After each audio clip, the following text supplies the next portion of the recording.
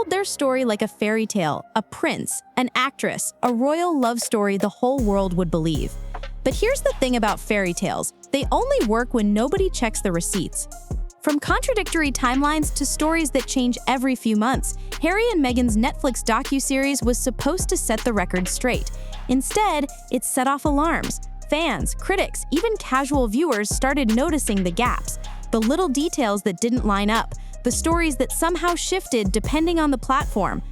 Whispers say even some of their most loyal supporters raised eyebrows when they started piecing it all together, because these weren't harmless slips.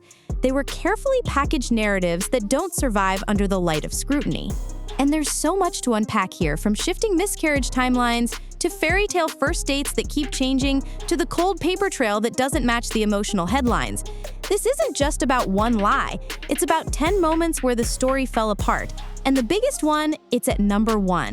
Lie 10, the miscarriage timeline chaos. The miscarriage story was one of the most emotional parts of Meghan and Harry's public narrative. It was meant to show raw vulnerability, heartbreak, and the cost of their royal exit.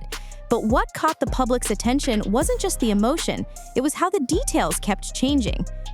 In Meghan's New York Times essay, the story was clean and powerful. She described a specific morning, holding Archie, feeling the pain, and Harry rushing her to the hospital. The Netflix doc told a slightly different story: new timings, a changed setting, different reactions. Then Harry's book Spare brought another version entirely. Whispers say even fans started asking quiet questions. Was it the kitchen or the nursery? Was it at home or somewhere else? Which one of these timelines are we supposed to believe? Now, let's be very clear, the tragedy itself isn't what's in question. What unsettled people was the inconsistency, the little changes that make big stories start to feel manufactured. Insiders say the shifting details gave critics ammunition they didn't even have to dig for, and it set the tone for what was to come, a pattern of stories that don't hold up the same way twice. Lie 9, the fairy tale meeting that keeps changing. Every fairy tale needs a beginning. And Meghan and Harry's How We Met story was supposed to be perfect, a sweet modern twist on a royal romance. But the way they've told it, it changes like the seasons. Oh gosh, just in that whole thing it started like dog ears. Dog ears. And that's what he saw of me. that was the first thing. I was like, who is that? In one version, it was a blind date set up by a mutual friend, classic, simple, and elegant. Then in another, Harry revealed he saw her on Instagram first. Not a mutual friend, just Meghan on his feed with that now famous dog filter. And then another interview muddied the waters even further, suggesting it might have been a private meetup, not quite what fans were led to believe. Whispers say even their PR teams struggled to keep track of which version was supposed to be the one. Because these aren't tiny slips, this is the foundation of their love story. Meghan and I met over Instagram. I was scrolling through my feed, and someone who was a friend had this video of the two of them. It was like a Snapchat. Observers online started joking. Was it Instagram? A friend? A magical dating app in Buckingham Palace? Which is it? And then she sent me an email saying, I know you said you're single, and a friend of mine asked about you, and maybe you'd like to meet him. And I said, who is it? And she said, it's Prince Has. And I said, who's that? And the more they tried to clarify, the blurrier it got. Insiders say this moment, the ever-shifting origin story, is when many people realized something wasn't adding up. Because if the beginning isn't consistent, what else isn't? Lie 8, the Doria Raised Me narrative. In the Netflix series, Meghan painted a powerful picture, a single mother, Doria Ragland, raising her against the odds. It was emotional, it was clean, it made people feel something. But those who actually knew Meghan growing up remember it differently. Her father, Thomas Markle, was a big part of her upbringing, from her school fees to her early Hollywood breaks. Old neighbors, friends, and even photos paint a fuller, more complicated reality than the single mother narrative she sold on screen. Whispers say this wasn't just about rewriting family dynamics, it was about simplifying the story, turning a messy, nuanced history into something that looked heroic and marketable. And that's the problem. It's not the emotion that got questioned, it's the selective editing of the truth. Lie 7. They cut us off financially. One of the biggest bombshells Meghan and Harry dropped on Netflix was that the royal family cut them off, painting a picture of a couple abandoned and left to fend for themselves. It was emotional, it was meant to spark outrage. But here's where things get messy. Financial records from Clarence's house showed that they continued receiving funds well after they claimed to have been cut off. My family literally cut me off financially, and I had to afford security for us. Wait, hold up, wait a minute. Even Harry himself admitted in interviews that he used inheritance from Diana to support their lifestyle. Observers say the timeline doesn't match the tears. Whispers claim it wasn't about being cut off, it was about losing the level of funding they were used to. For viewers, that moment went from sympathetic to suspicious fast. Because when you're living in a California mansion and signing multi-million-dollar deals, crying about being cut off hits a little differently. Lie 6. Christmas in Canada versus the mental health break. In the Netflix series, Harry and Meghan painted their Christmas in Canada as a quiet escape, a mental health break from the cruelty of the palace and the press. It sounded noble, peaceful, almost like a family retreat. But whispers from inside Hollywood circles tell a different story. While the public was picturing them wrapped in blankets by the fire, insiders claim they were already in meetings, talking strategy, exploring deals, laying the groundwork for their post-royal empire. Observers say this wasn't a spur-of-the-moment flight. It was a calculated move dressed up as a healing retreat, and that framing is what made people start asking questions.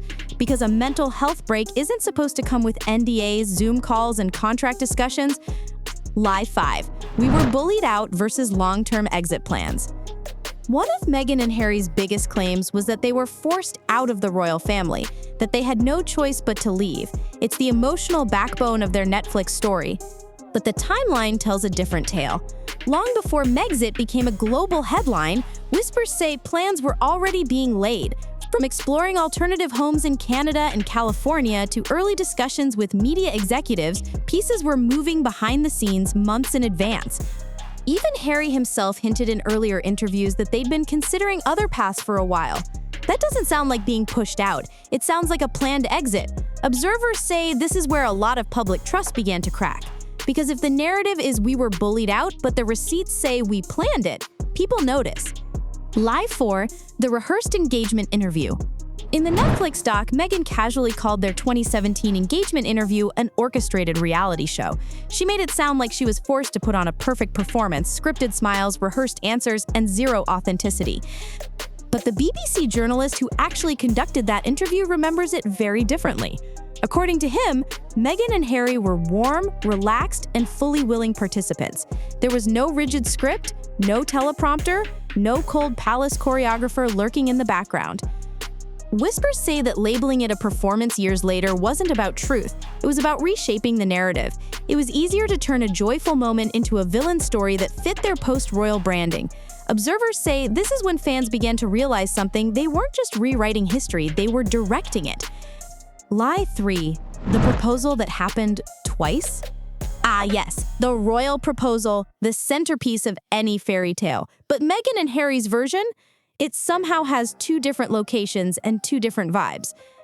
In one interview, Meghan painted a cozy picture, the couple in their kitchen, making roast chicken, and then, surprise proposal. Sweet, intimate, perfect. As a matter of fact, I could barely let you finish proposing. I was like, can I say yes now? She didn't even let me finish. She said, can I say yes, can I say yes now? And then there was hugs and I had the ring in my finger and I was like, can I give you the ring?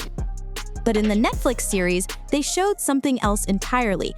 A walled garden setup, candles everywhere, and a very different atmosphere. So which was it? Cozy kitchen or fairy tale garden? Whispers say even their longtime supporters were confused, wondering why such a life-changing moment couldn't be told the same way twice. And critics, they didn't have to dig for receipts. The contradictions were right there in their own footage. Observers say this wasn't just a harmless slip. It chipped away at the illusion of authenticity they'd been so eager to sell. Lie 2, the family invite lie. Ashley Hale. This one hit hard because it wasn't about the press or the palace, it was personal. On Netflix, Meghan claimed she wasn't allowed to invite her niece, Ashley Hale, to the royal wedding. She said the palace made the call. It was emotional, it was painful, and it framed her as powerless in the face of the system. But whispers from palace insiders painted a very different picture. According to multiple reports, it was Meghan's decision, not the firm's. In fact, there was no official ban. She allegedly chose not to invite Ashley herself. And then, here's the twist. Ashley still ended up on the Netflix doc, smiling through the story. Observers say that moment exposed the way a personal choice was repackaged into a victim narrative. It wasn't a ban, it was a spin. Lie 1. Why it all matters now. 1 lie can be brushed off, 2 might raise eyebrows, but 10 cracks in the same royal fairy tale, that's when the entire story starts to collapse. Each contradiction might have seemed harmless at first, a shifted timeline here, a changed setting there, but when you line them up side by side, the pattern becomes impossible to ignore. The miscarriage timeline, the first date fairy tale, the family rewrite, the we were cut off sob story, the wedding guest ban, and of course, that double proposal. Whispers say even some of their longtime supporters have grown uneasy with how the story keeps changing. Observers note that the issue isn't just what was said, it's how deliberate it all now looks. The Netflix doc was supposed to be their truth, but what happens when their truth doesn't survive a second telling? When every version comes with a new twist, a new performance, a new angle? This isn't just about their past, it's about their credibility now. And if the fairy tale keeps cracking like this, eventually there won't be much left to believe. In the end, it wasn't just the Netflix series. It wasn't just one misstep or one messy headline. It was the pattern. A fairy tale carefully built, then chipped away, lie by lie, contradiction by contradiction.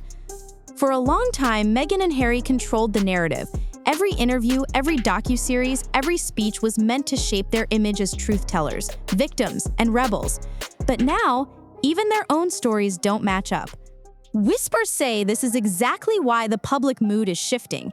It's not just royal drama anymore, it's fatigue, suspicion, and for some, outright disbelief.